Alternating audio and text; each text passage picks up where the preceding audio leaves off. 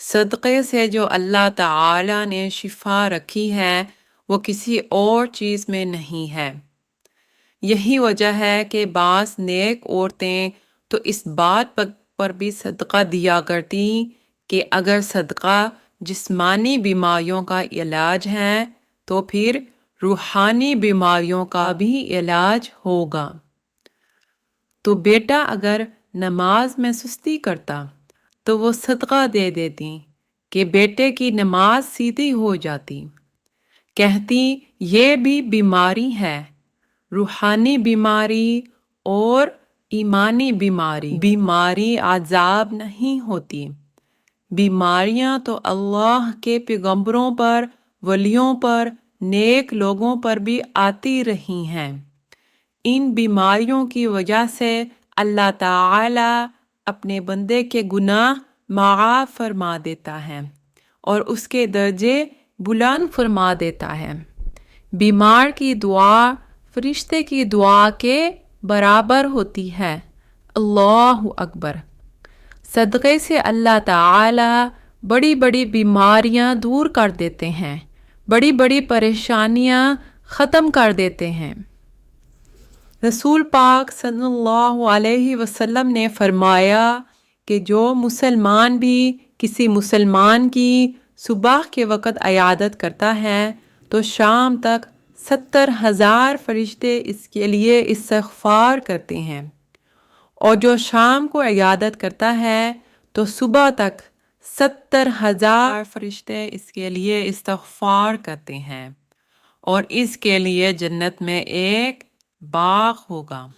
جب بندہ بیمار ہوتا ہے تو اللہ تعالی فرشتوں کی طرف یہ پیغام دیتے ہیں، اے میرے فرشتوں، میں نے اپنے بندے کو کڑیاں لگائی ہیں، اگر میں اس کی روح کو قبض کر لوں اس کی بیماری میں تو میں معاف کر دوں گا، اور اگر میں اس کو صحت و عافیت سے نواز دوں پھر جب یہ صحت کے بعد اٹھ کر بیٹھے گا ایسا اسے کر دوں گا کہ اس پر کوئی گناہ باقی نہیں بچے گا۔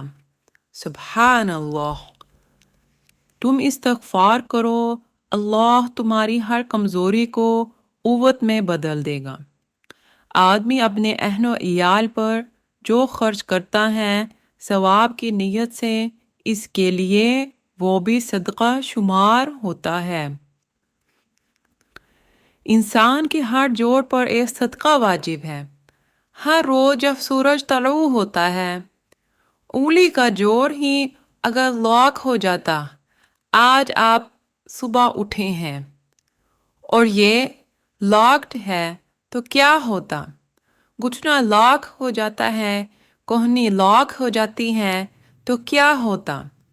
ہر سانس جب انسان کے اندر جاتا ہے موجب تقویت ہوتا ہے، آکسیجن گئی، قوت ملی، اسی کو بند کریں گے انرجی ملے گی۔ سانس باہر نکلتا ہے، یہ صفائی کا ذریعہ بنتا ہے، کاربن ڈائی آکسائڈ اور بہت سی چیزیں نکل گئیں۔ بس ہر سانس پر 2 مرتبہ شکر کرنا چاہیے۔ ہر سانس اندر گیا موجب تقویت، باہر بنا موجب تنقید۔ وہب ابن منبہ رحمۃ اللہ علیہ فرماتے ہیں کہ ابلیس ایک دفعہ حضرت یحییٰ بن زکریا علیہ السلام سے ملا۔ آپ نے پوچھا کہ تم نے انسانوں کی طبیعتیں کیسی پائیں؟ کہنے لگا کہ ایک قسم تو آگ جیسے معصوم لوگوں کی ہے جن پر ہمارا کچھ بھی داؤ نہیں چلتا، ایک قسم اس کے برعکس ان لوگوں کی ہے جو ہمارے قبضے میں اس طرح سے ہیں جیسے بچوں کے ہاتھ میں گیند، ان کے نفوس ہی ہماری طرف سے قاسی ہیں۔ اور ایک تیسری قسم ہے جو ہمارے لیے سب سے بڑھ کر درد سر بنی ہوئی ہے، ہم ان پر محنت کرتے ہیں اور کسی ایک سے اپنے مطلب کا کام کرانے میں کامیاب ہو جاتے ہیں، مگر وہ فوراً استغفار کر کے ہماری تمام محنت پر پانی پھیر دیتا ہے۔ ایسے لوگوں سے نہ تو ہم کلی طور پر مایوس ہیں اور نہ ہی اپنے مطلب کو پورا کرنے میں کامیاب ہوتے ہیں۔